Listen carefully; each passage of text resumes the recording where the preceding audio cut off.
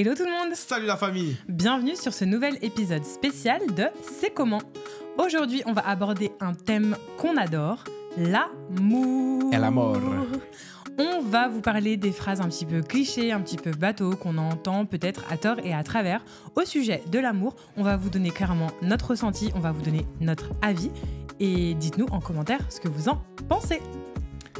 J'ai rien à rajouter. C'était une intro parfaite, donc je te laisse commencer. Ça y est? Continue sur ta lancée. Tu dis pas, retrouvez-nous sur tous les réseaux sociaux. Ah, j'avoue, retrouvez-nous sur les réseaux sociaux parce que c'est important de nous soutenir quand même. On est sur Instagram, YouTube, TikTok. On est aussi sur les plateformes de streaming. T'es saoulé Apple ou quoi? C'est mon métier, putain, sérieux quoi. Bah allez, J'ai de l'habitude, l'entrain, s'il te allez, plaît. un peu d'entrain. Bah, comme d'hab, vous nous retrouvez sur les plateformes de streaming. Apple Podcasts, Deezer, Spotify et toutes les autres. On est aussi sur les réseaux sociaux. YouTube, Instagram, TikTok, allez nous follow, donnez-nous de la force, commentez, likez, partagez, montrez à vos amis, à vos collègues de boulot. Faut que ça pète et que ce projet prenne de l'ampleur, donc on compte sur vous. Exactement. Dites-nous aussi en commentaire ce que vous en pensez de ces épisodes spéciaux qu'on vous fait spécialement pour l'été où y a que Adrien et moi. C'est ça. Let's go, on commence. Alors, on a choisi 10 phrases un petit peu clichés par rapport à l'amour. On va vous dire, comme je l'ai dit, ce qu'on en pense. Je commence avec la première phrase qui est... Alors là, je vais le dire avec un ton, mais vraiment désapprobateur parce que elle me saoule cette phrase. Vas-y. C'est quand on s'y attend le moins que ça nous tombe dessus. Vrai ou faux? Faux! Pourquoi? Carrément, je me suis énervée contre le micro. Pourquoi tu casses le micro comme ça? Alors moi, déjà, cette phrase, elle me saoule parce que c'est que les gens qui sont en couple qui le disent, mais certainement parce qu'ils ont l'expérience. Mais en vrai, j'ai jamais entendu quelqu'un qui est en dépression parce qu'il est célibataire me sortir cette phrase. Moi, clairement, ça fait 29 ans que j'attends que ça me tombe dessus. Ça m'est jamais tombé dessus, ok? Enfin non, j'abuse. T'abuses. T'es J'abuse. dur, hein. Ça m'est tombé dessus une fois. Voilà, c'est juste, ça n'a pas duré. C'est comme un chewing-gum. Au début, c'est bon et après, le goût, il part. Ouais, vas-y. Toi, t'en penses quoi? C'est vrai. Non, mais c'est vrai, en vrai, moi, à chaque fois que je m'y attendais pas, j'ai rencontré des personnes incroyables, notamment en amour, des femmes avec qui je suis resté longtemps, avec qui j'ai vécu des belles aventures, qui se sont malheureusement terminées. Mais... Ou heureusement. Ou heureusement, oui, pour certaines, heureusement. Voilà. Ça dépend comment on voit la chose, mais c'est vrai que quand tu t'y attends pas, ça te tombe dessus, mais vraiment sévère, quoi. Alors que quand tu es à la recherche de l'amour, on dirait qu'il y a un truc un peu... Tu sais, comme le papillon que tu essaies d'attraper, et à chaque fois que tu refermes la main, tu l'ouvres et il n'est pas dans ta main, il est ailleurs.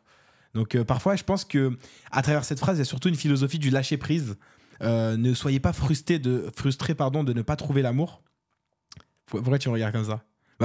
Fini. Bah oui, ne soyez pas frustrés de ne pas trouver l'amour et parfois l'amour c'est quelque chose qu'on ne contrôle pas, donc il faut, je pense, lâcher prise, mais aussi garder en tête que vous êtes maître de votre destin.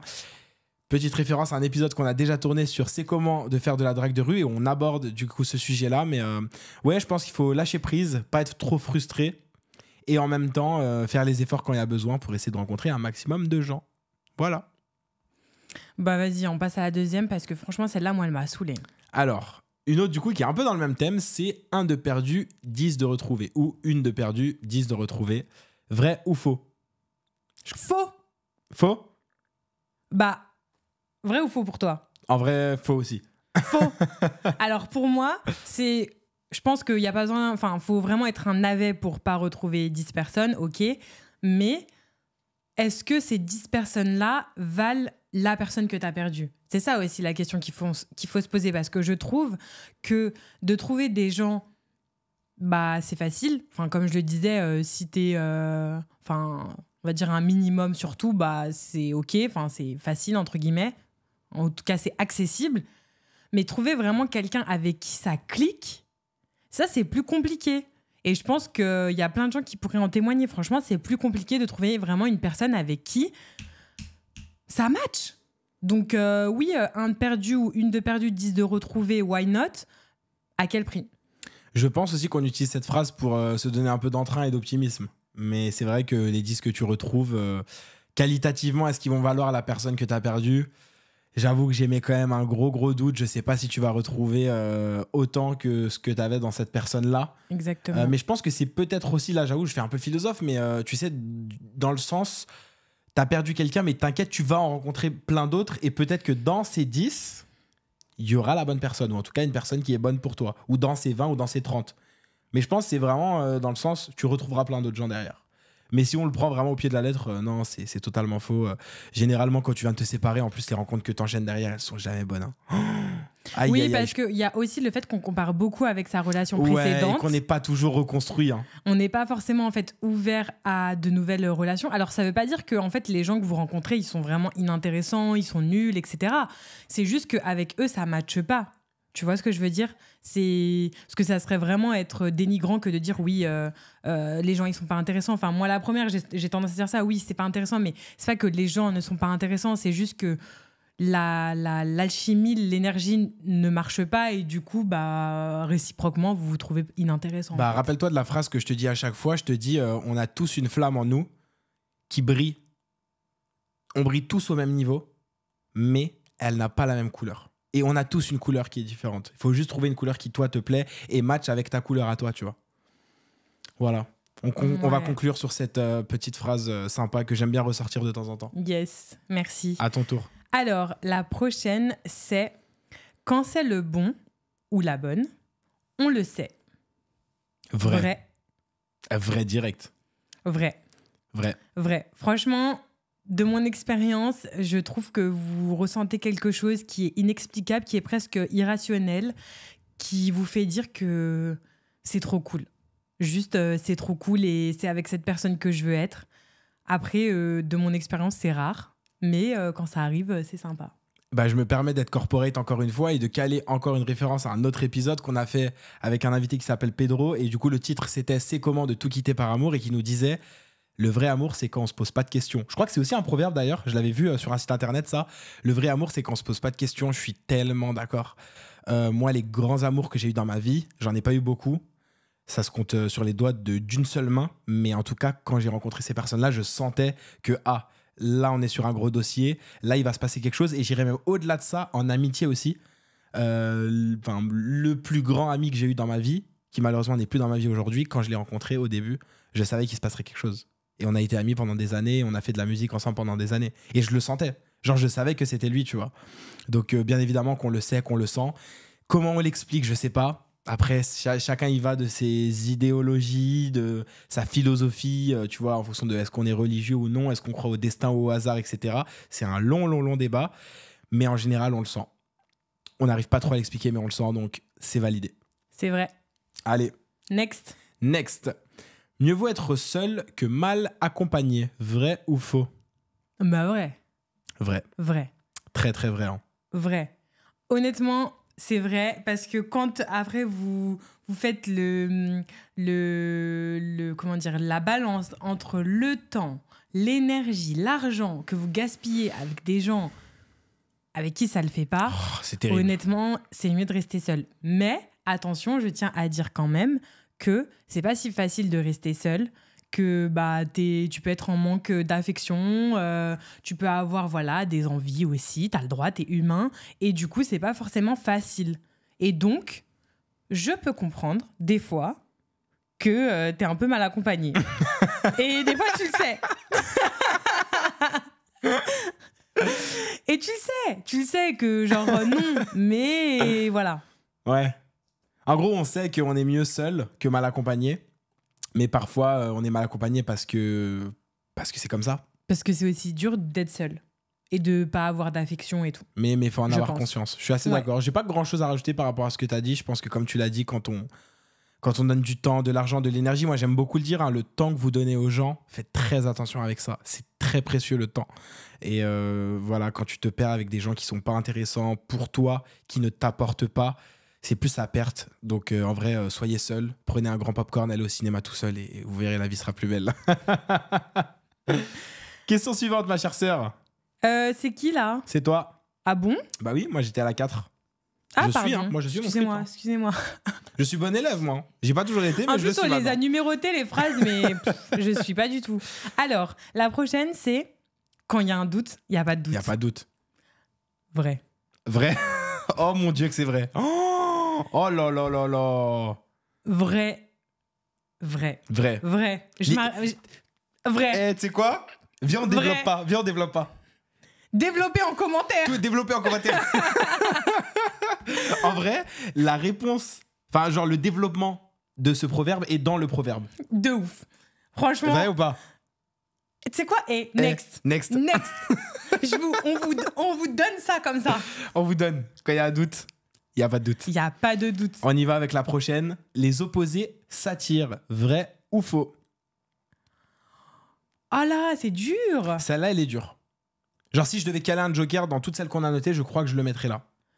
Bah oui, parce que t'as la team qui veut te dire c'est quoi, qui se ressemble, ça Qui se semble. ressemble, ça semble. Et en même temps, je trouve qu'il y a des couples qui sont à l'opposé et qui marchent carrément. Et en même temps, je trouve qu'il y a des couples qui se ressemblent vachement et ça marche carrément. Et dans notre entourage, on en a. J'ai pas forcément envie de les citer devant la caméra, mais je pense que tu vois de qui je parle. Mhm. Donc, Après, je pense que nos auditeurs et spectateurs aimeraient qu'on tranche quand même sur la question. Donc, viens, on tranche en vrai. Parce que sinon, c'est pas drôle. Donc, Attends. est-ce que les opposés s'attirent, oui ou non? est-ce que les opposés s'attirent? Ok, à 3, on doit dire la réponse. Vas-y. 1, 2, 3. Oui. Tout ça pour Ok. ça, quoi. On a tourné en rond pour arriver au même point. Oui, clairement. Oui, je Tu, pense. tu développes ou je développe? Vas-y. Bah, c'est simple. Il n'y a qu'un seul capitaine du navire. J'ai pas compris.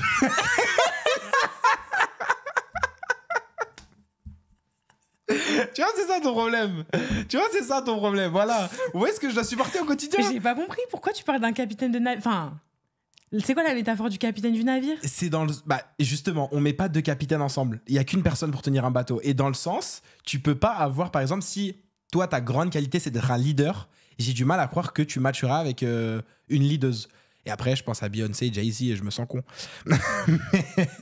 Pas faux. Pas faux, tu vois. Mais je pense que dans la majorité des cas, les opposés s'attirent.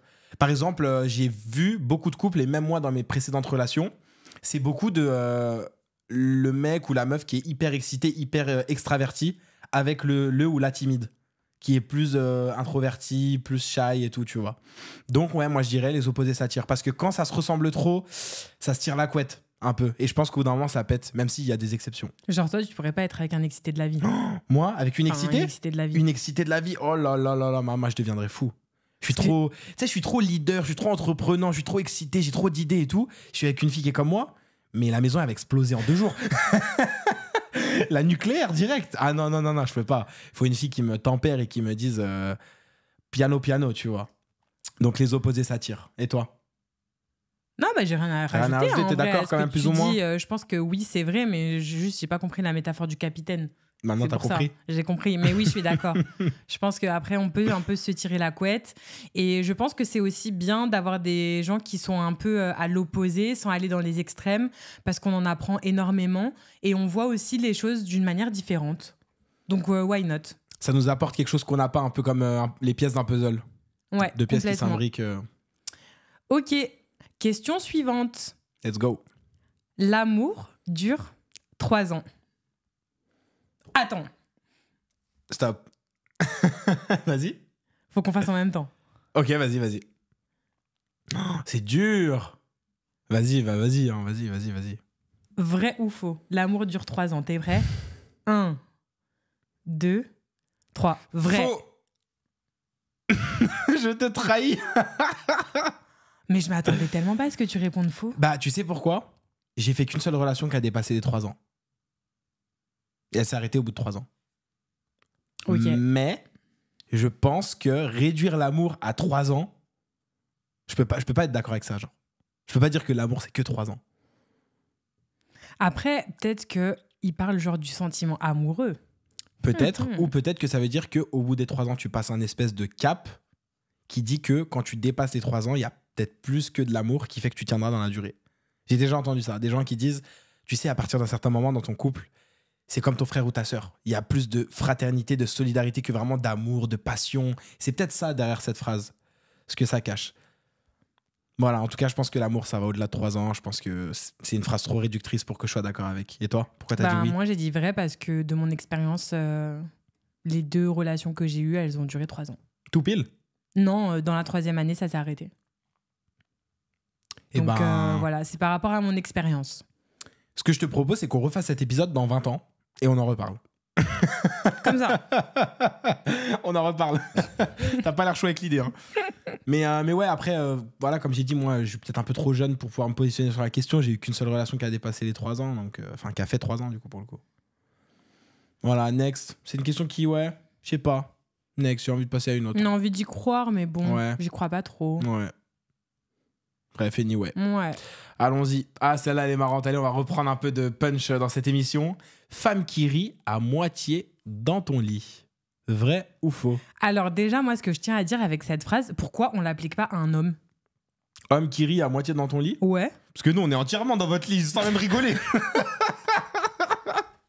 Nous, on est dans le lit direct. Comment ça, à moitié? Homme qui va dans ton lit direct. Homme qui va dans ton lit. Il a pas besoin de rire, le mec, en fait. Ok. Il a pas besoin. En tout cas, est-ce qu'on peut mettre plutôt personne qui rit à moitié dans ton lit? Oui, si tu veux, dans un souci d'égalité, en effet. Ouais, bah okay. franchement, ouais, parce qu'il y a des meufs qui font rire des mecs. Ouais, c'est vrai. Moi, j'ai déjà fait rire des mecs. On m'a déjà dit t'es drôle. Aïe, aïe, aïe. Ça se la pète un peu, hein. Mais je pense que franchement, faire rire quelqu'un, c'est quand même un sacré avantage. Tu sais, moi, j'aime bien dire que l'humour est une force.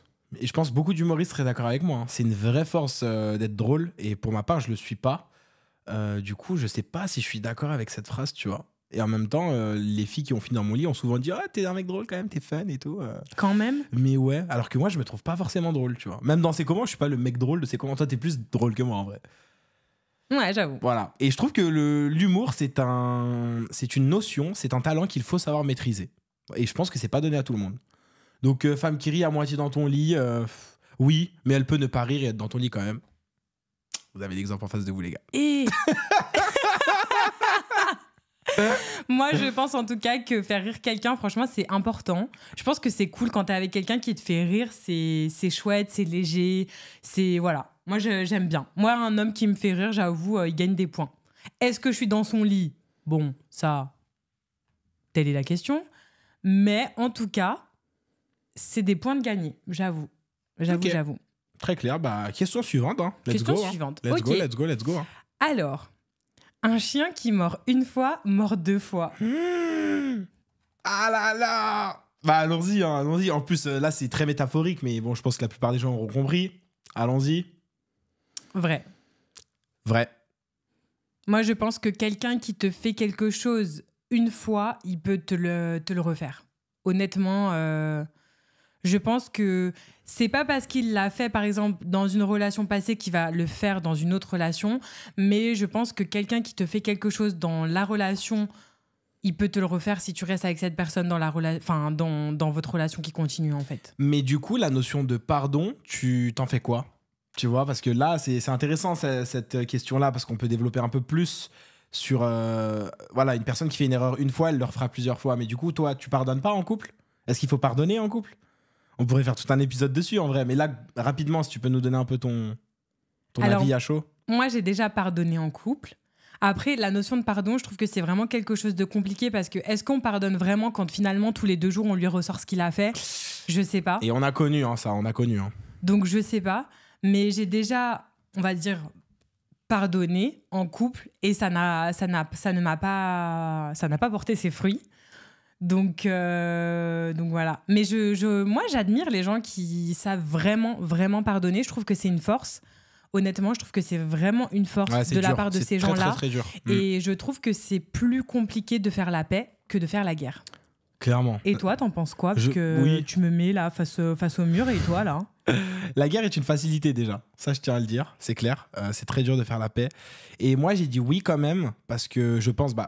je vais mettre les 2 pieds dans le plat, on va dire les termes. Je pense que la tromperie, par exemple, un homme qui te trompe une fois, il sera tenté de le refaire un jour, tu vois. Malheureusement. Dans Après, cette même relation. Dans cette même relation, ouais. Ou genre, c'est parce qu'il a trompé une fois que ça veut dire qu'il trompera tout le temps. Ah non, là, on parle vraiment de ce moment-là dans cette relation-là. Dans la tu relation. vois. Après, la tromperie, on sait que c'est un sujet sensible, touchy, qui est complexe aussi. On pourrait faire tout un épisode là-dessus, mais rapidement.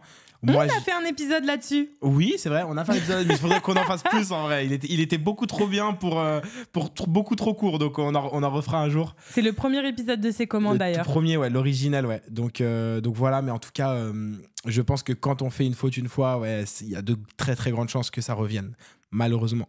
Après, voilà, à vous de dealer avec votre pardon ou pas. C'est propre à chacun. Tout à fait, c'est propre à la relation, propre à la personne, propre à vous-même, à vos convictions. Voilà, parfait. Et ben, je crois qu'on arrive déjà à la dernière. Je me trompe ou je suis bon dans les comptes? T'es bon. Je suis bon dans les comptes. Bah oui, je sais. Tu suis le script, quoi. Allez, bah on y va. Let's go. Ceux qui en parlent le plus, qui en font le moins. Ah, on a gardé la piquante pour la fin. Très subtil, très subtil. Ceux ou celles, hein, d'ailleurs. Hein, celles qui en parlent le plus, qui en font le moins, ça marche aussi. Alors? Attends. On dit en même temps ou pas? Oui, mais je pense qu'on aura le même avis. Ah, je sais pas, hein. Ok. Allez, go. Vrai ou faux? Allez. Ceux qui en parlent le plus en font le moins. 1, 2, 3. Vrai. Oh. Vas-y, développe, je t'en prie. Ouvre. Je sais pas, moi j'avais juste envie de dire vrai. Ok.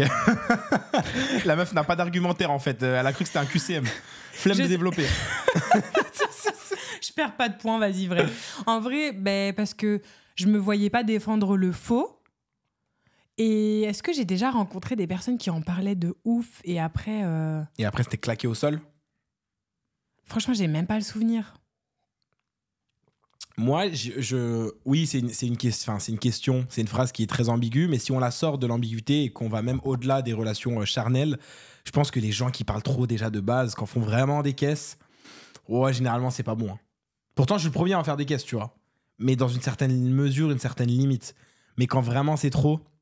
Genre si typiquement moi en tant qu'homme je rencontre une femme qui me dit je vais être ton meilleur coup, je vais te faire tout ce que tu veux, ça va être incroyable, nanana, oula c'est bizarre, je sais pas, je trouve c'est bizarre. Et puis surtout moi je dirais plutôt que c'est ceux qui disent rien qui sont incroyables. C'est ton expérience qui parle. C'est là. mon expérience qui parle, croyez-moi les amis. En tant qu'homme, encore une fois, les femmes les plus timides, ouais.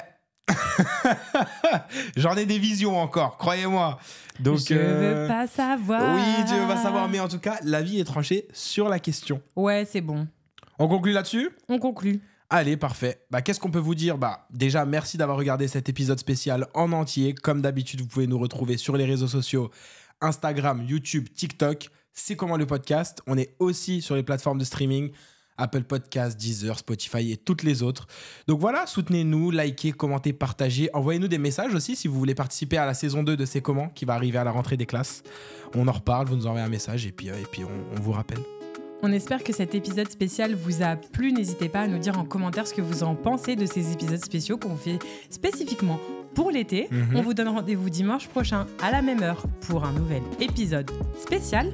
En attendant, on vous salue et on vous dit beijinhos. Ciao!